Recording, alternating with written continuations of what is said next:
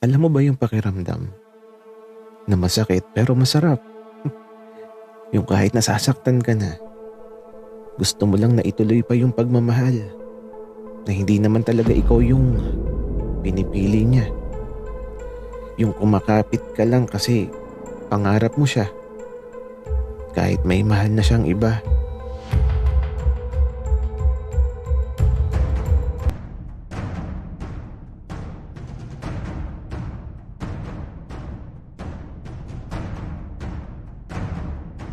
Kaibigan, huwag mong kalimutan mag-subscribe sa aming channel at huwag din kalimutan i-click ang notification bell at subscribe button. Subscribe na!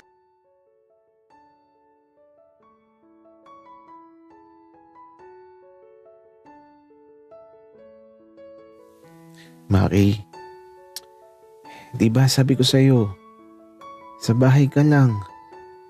Bakit nasa labas ka? Akala ko ba masakit yung puwet mo?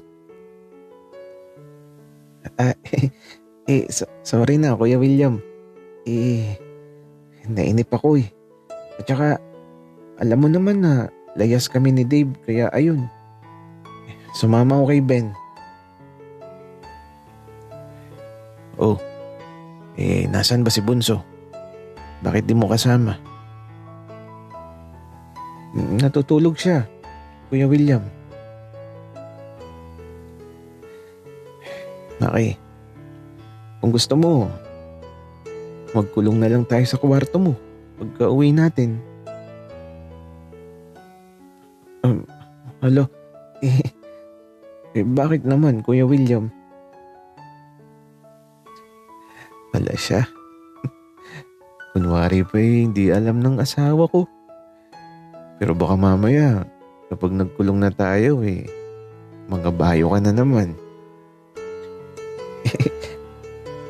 Kuya William, alam mo, kakarating ko pa lang dito eh. Ang luwag ko na kaagad. Paano pa niyan? Kapag pauwi na ako sa amin. Maki, mahal mo ba ako? Aba, oo naman. Sobrang mahal na mahal kita. At eto, napangiti na lang si Kuya William at di na muling nagsalita pa. Wala tong masayang masaya siya sa sinabi ko. Kaya ito, pagka-uwi namin sa malaking bahay, nag-asikaso na siya ng pagluluto ng hapunan. Siyempre, tinutulungan ko siya. Asawa ko eh. At sa pagsapit ng gabi, ito, sabay-sabay na kaming naghapunan. Ako, si Kuya William, na mahal ko, tapos si Dave, at yung katiwala sa malaking bahay, si Manong. Walang kasambahay dito sa kanila. Kasi sabi ni Kuya, sa mga nagtatrabaho sa tubuhan na lang siya nagpapalinis ng bahay kapag araw ng Sabado.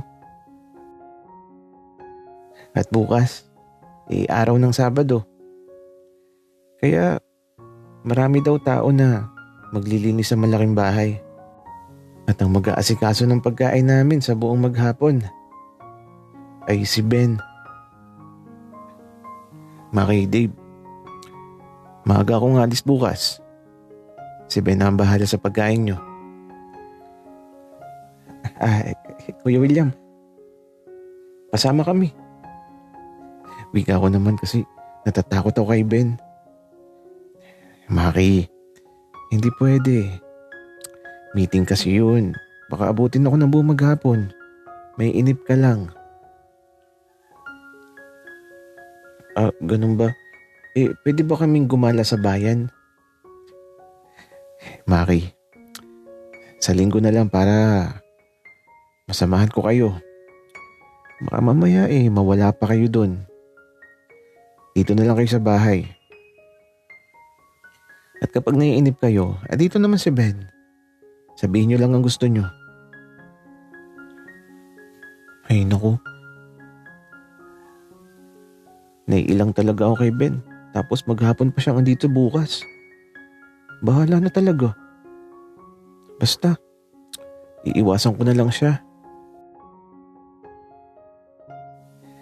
Kaya naman ito, matapos makapaghapunan, nagtungo na kami sa silid namin.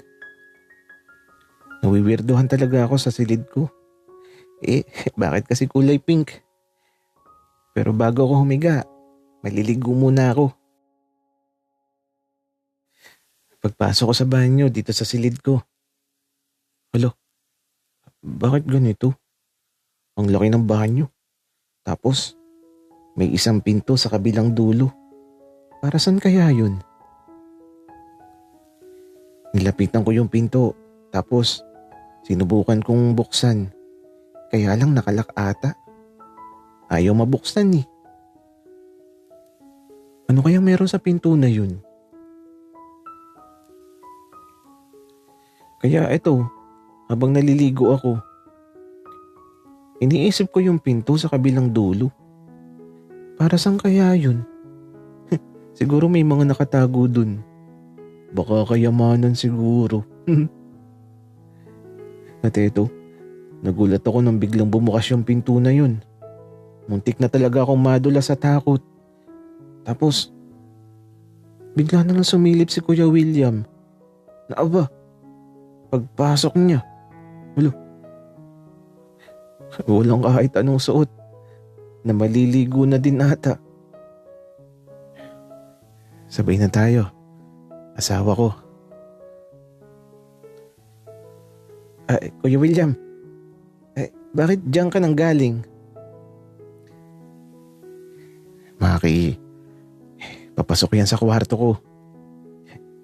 Iisa lang ang banyo natin, kaya madali kitang mapupuntahan palagi. Hello? Ang galing naman, Kuya William. Asawa ko. Game ka na ba? Bakit Kuya William? Maglalaro ba tayo? At ito, di na sumagot si Kuya William.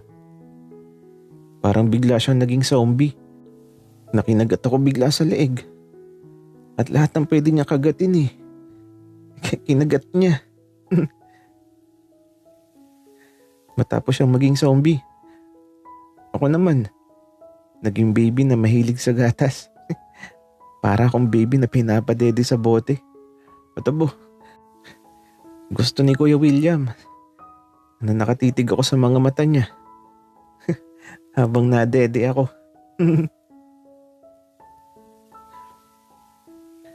At ayun, nagtuloy-tuloy na ang mga kaganapan. Alam niyo na kung ano yun. Malalaki na kayo Kaya ito, paglabas ko sa banyo, gagi talaga.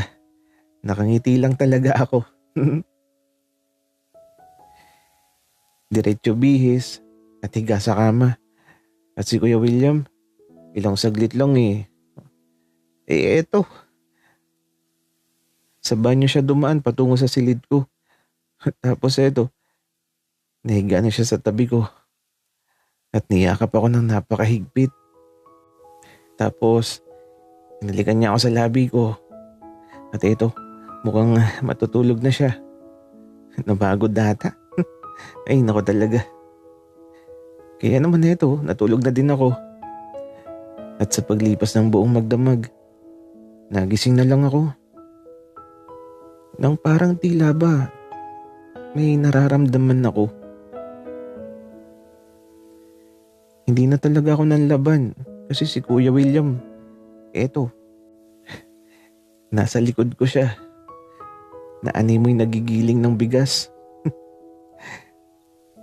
Napakapit na lang ako sa unan ko. At ito sa bawat pagpatak ng kamay ng orasan. Tila ba, sumasayaw sa bawat galaw ni Kuya William. Ang sandaling, langit ang aking pakiramdam. Tarak mata na lang talaga ako sa nangyayari.